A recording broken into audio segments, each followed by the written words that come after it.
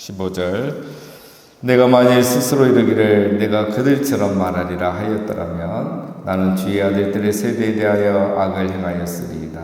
내가 어쩌면 이를 알까 하여 생각한즉 그것이 내게 심한 고통이 되었더니.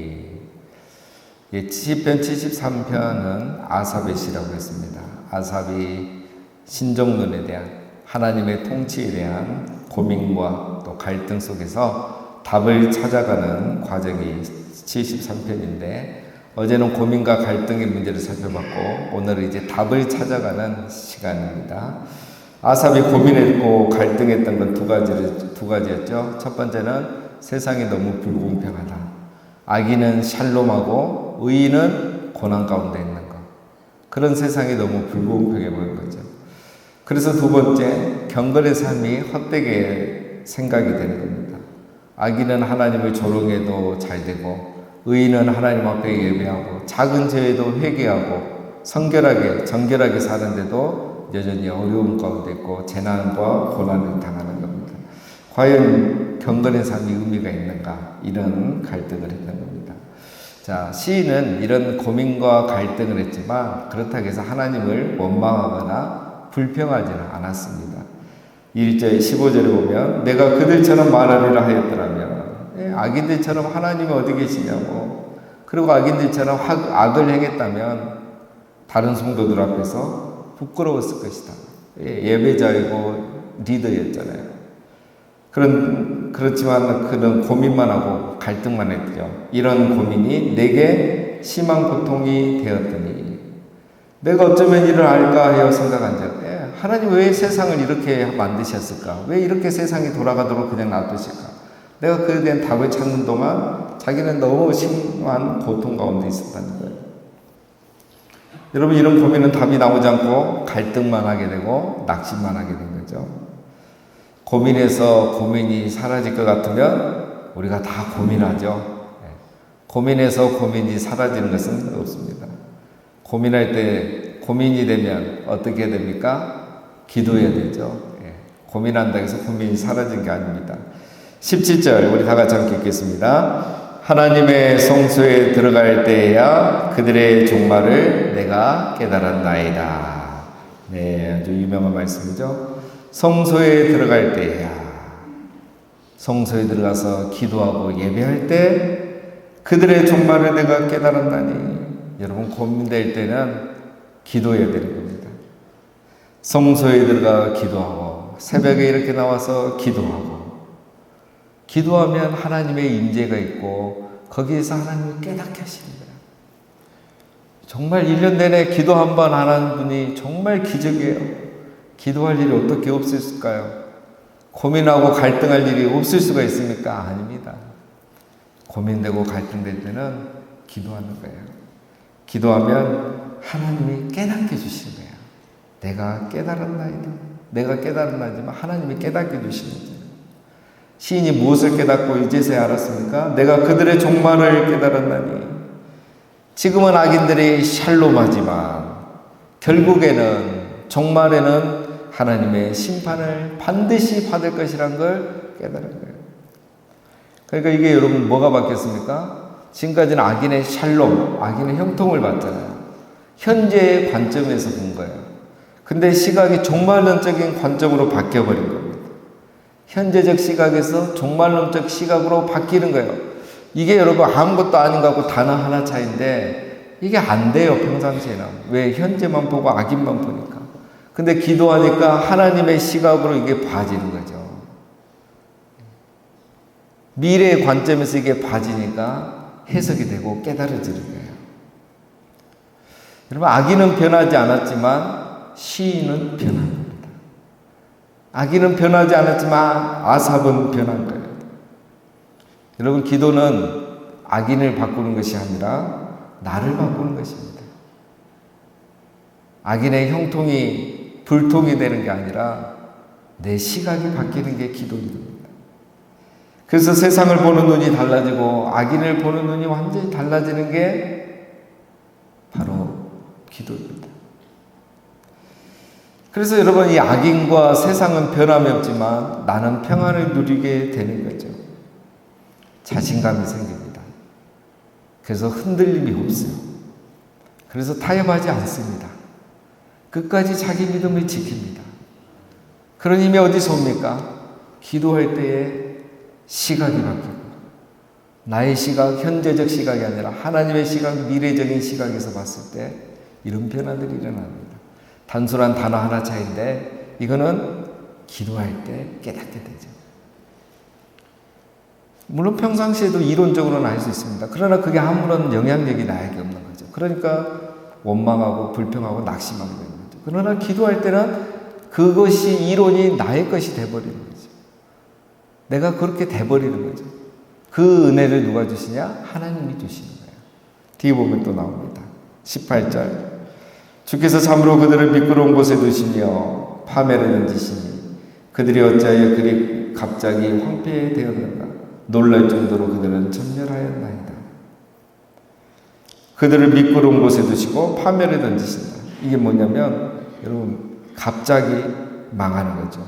결국에는 심판당하는 걸 말해요. 참으로 또 나오죠. 참으로 반드시 심판받는구나. 지금 안 받았을 뿐이지 악인들은 반드시 심판받는구나. 19절에 갑자기 황폐하게 되었고 또 놀랄 정도로 전멸하는 날이 온다는 거예요. 지금은 아니지만 또 서서히 멸망하는 것도 아니지만 갑자기 놀랄 정도로 심판받는 날이 반드시 있다는 거예요. 지금은 아니지만 종말적으로 그렇게 될 날이 있다는 걸 깨닫는 거예요. 지금은 아무 문제가 없는 것 같지만 갑자기 샬롬이 깨지는 날이 온다는 것을 시인이 깨달은 겁니다. 20절에 주여 사람이 깬 후에는 꿈을 무시한 같이 주께서 깨신 후에는 그들의 형상을 멸하시리이다. 사람 여러분 꿈을 깨면 깨어나면 지난밤 꿈 다 무시하잖아요. 오늘 새벽에도 꿈 꾼 거 일어나면서 그냥 다 잊어버리고 오잖아요. 주께서 깨어나시면, 주께서 일어나시면, 주께서 심판을 시작하시면 그들도 그렇게 사라져버린다는 거예요. 그냥 주님이 무시해버리는 거예요. 심판하고 그냥 없애버리는 거예요. 없어지게 하는 거예요. 그럼 이것이 더 무섭죠? 한 번씩 혼나고 한 번씩 벌 받으면 회개할 수 있잖아요. 돌이킬 수 있는 기회라도 있잖아요. 그런데 내버려 두셨다가 한순간에 갑자기 놀랄 정도로 심판이 오면 미끄러질 일이 생기면 무서운 겁니다. 그냥 넘어져서 한 번씩 넘어져서 정신 차리는 게 낫지 미끄러져서 끝나버리면 그게 더 무서운 거예요. 하나님의 심판이 그렇게도 임한다는 거예요. 한 번씩 더 임하지만 그냥 내버려뒀다가 한순간에 임하는 경우도 있다는 거예요. 그걸 아삽이 깨달은 겁니다. 21절 내 마음이 산란하며 내 양심이 찔렸나이다. 내가 이같이 우매무지함으로 주 앞에 짐승이 오라. 이제 아삽이 자기의 부족을 깨달은 거죠. 내가 깨닫기 전까지는 마음이 쓰르고 심장이 찔린 듯이 아팠다는 거예요. 너무 괴로웠다는 거죠. 마치 하나님 앞에 우매무지한 짐승과 같이 이런 것도 모르면서 하나님을 이해 못한다 갖고 원망하기도 하고 답답해하고 억울해하고 좌절하고 그런 자기 자신을 고백하는 겁니다. 23절 내가 항상 주와 함께하니 주께서 내 오른손을 붙드셨나이다. 주의 교훈으로 나를 인도하시고 후에는 영광으로 나를 영접하시리니 내가 항상 주와 함께하니. 자, 여러분 이게 중요하죠. 시인이 그 고민과 갈등과 낭만 가운데서도 어떻게 했다고요? 내가 항상 주와 함께하니. 이 고민과 갈등 속에서도 항상 하나님을 붙잡았다는 거예요.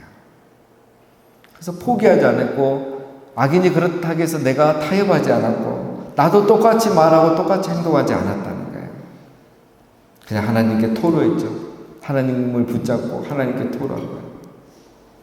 이게 필요합니다. 이걸 견디지 못하고 기도하지 않고 하나님을 떠나버려요. 원망과 불평하는 거죠. 시인은 그렇게 하지 않았던 거죠. 그러니까 어떻게 합니까? 주께서 내 오른손을 붙드셨나이다. 하나님 자기 오른손을 붙잡아줬다는 거예요. 이게 무슨 말입니까? 그래서 어떻게 됐죠? 또 보면 24절에 주의 교훈으로 나를 인도하시고 깨닫게 했다는 거예요. 말씀으로 깨닫게. 여기서 교훈이라는 언어는 조언이라는 뜻입니다.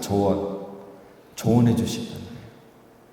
하나님 옆에서 기도하는데 막 깨닫게 해주신 거예요. 안수기도 하고 하나님 막 옆에서 속삭이면서 깨닫게 해주신 거예요. 그게 지금까지 방금 우리가 살펴본 거예요. 저들이 갑자기 한순간에 놀랄 정도로 사라질 수 있구나. 답을 찾게 해주신 거예요. 두 번째, 영광으로 나를 영접하시니. 성소에 들어갈 때 하나님이 임재하신 거예요. 이겁니다, 여러분. 이론이 실체가 되는 거예요. 이론이 내 것이 되는 거예요. 나도 아는데 안 되는데 어느 순간 이게 돼요. 그런 시각으로 봐져요. 어떻게 가능하다고요? 하나님의 영광이 내게 임하니까. 성령이 내게 임하니까. 눈이 열리는 거예요. 영안이 열린 거예요. 인간인데 미래적인 관점에서 보고도 영향을 받는 거예요. 변화가 되는 거예요. 그게 왜 그렇다고요? 하나님이 임재하시는 거예요. 여러분, 이 신앙은 이론이 아닙니다. 하나님의 영광, 주의 영광을 봐야 신앙생활이 진짜 시작되는 거예요. 우리가 말로 또 지식으로 되는 게 아닙니다. 주의 영광을 봐야 돼요. 성소에 들어가서 하나님의 영광을 봐야 내 시각이 바뀌는 겁니다. 25절 하늘에서는 주 외에 누가 내게 있으리요 땅에서는 주밖에 내가 사모할 리 없나이다.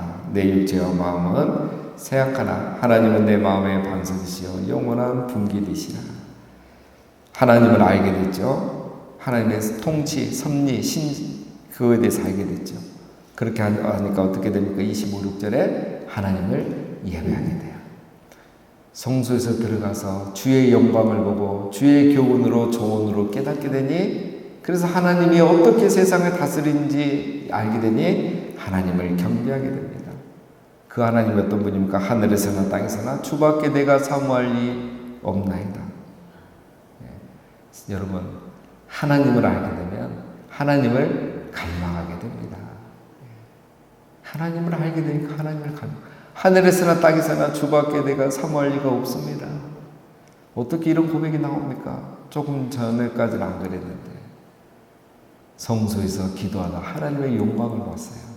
하나님을 알게 된 거예요. 여러분, 우리가 하나님을 알아갈수록 하나님을 예배하게 되고 갈망하게 돼요. 하나님을 알음이 없으면 갈망이 없습니다. 예배가 없습니다. 형식은 있죠. 의무적인 신앙이 있죠. 의무적인 예배는 있지만 갈망과 진정한 예배는 없는 겁니다. 육체와 마음은 세약하지만 현실은 변함이 없기 때문에, 육체와 마음은 세약하죠. 현실은 변함이 없잖아요. 그러나 하나님을 갈망함이 있기 때문에 하나님을 예배하는 겁니다. 마지막 27절 무릇 주를 멀리하는 자는 망하리니 음녀같이 주를 떠난 자를 주께서 다 멸하셨나이다. 하나님께 가까이함이 내게 복이라. 내가 주 여호와를 나의 피난처로 삼아 주의 모든 행적을 전파하리이다. 아멘. 여러분, 하나님을 멀리하면 그것이 죽는 길입니다. 악인이 형통해서 내가 죽지 않습니다. 세상의 악해서, 세상의 불공평해서 내가 죽지 않습니다. 하나님을 가까이 하지 않고 멀리하기 때문에 내가 죽는 거예요. 하나님을 멀리하고 내가 가까이 안 하고 성소에 들어가지 않으니까 원망, 불평, 낙심, 좌절 하다가 하나님을 떠나버리는 거예요. 하나님을 가까이 함이 우리에게 복인 겁니다. 세상이 불공평해도, 악인들이 아무리 형통해도 나는 여전히 하나님을 가까이 하고 성소에서 기도하고 기다리는 거예요. 그게 신앙입니다. 그게 복입니다. 형통의 복이 아닙니다. 하나님을 가까이 함이 우리에게 복인 줄로 믿습니다. 그 다음에 해야 될 일 하나 더 있죠. 주의 모든 행적을 전파하리이다. 우리가 하나님의 임재 가운데 깨닫는 이 주의 행적, 주님이 결국은 일어나시면, 깨어나시면 악인을 갑자기 참으로 놀랄 정도로 이 땅을 심판하신다는 것, 그것을 우리가 계속 전해야 돼요. 그래야 내 믿음도 견고해지는 겁니다. 그래서 하나님을 나의 피난처로 삼고 하나님을 가까이 하면서 성소에 들어가 기도하며 주의 행적을 전파하며 이렇게 살아가면 여러분 우리가 세상의 영향을 받지 않는 겁니다. 자, 정리하겠습니다. 여러분, 시인이 회의하는 신앙에서 확신하는 신앙으로 바뀌게 됩니다. 어떻게 해서 바뀌게 됐습니까? 관점이 바뀌니까 된 거예요. 자꾸 불평, 불만, 회의적인 사람들, 그런 신앙은 확신하는 신앙으로 바뀌어야 됩니다. 그러나 무엇이 바뀌어야 되죠? 관점이 바뀌어야 됩니다. 시인이 이제 뭘 봅니까? 악인의 형통과 세상의 불공평을 보는 게 아니라 하나님을 본 거예요. 그래서 하나님의 통치와 종말론적 심판의 관점으로 세상을 바라본 거예요. 그래서 나의 관점이 아니라 하나님의 관점에서 보고 현재적 관점이 아니라 미래적 관점에서 바라보게 된 겁니다. 그러고 보니까 악인의 샬롬은 잠깐이고 결말은 파멸임을 알게 되는 거죠. 악인의 샬롬은 간밤의 꿈처럼 사라질 것을 알게 된 겁니다. 마지막으로 어떻게 이렇게 관점이 바뀌게 되었습니까? 내가 성소에 들어갈 때에, 성소에 들어갈 때, 여러분 우리가 낭망되고 회의에 빠질 때마다 멈추지 말아야 될 것이 있습니다. 성소에 들어가야 됩니다. 기도의 자리로, 예배의 자리로 나가야 됩니다. 거기서 하나님의 영광을 봐야 됩니다. 그러면 주의 교훈으로, 주의 조언으로 우리에게 깨닫게 주시는 겁니다.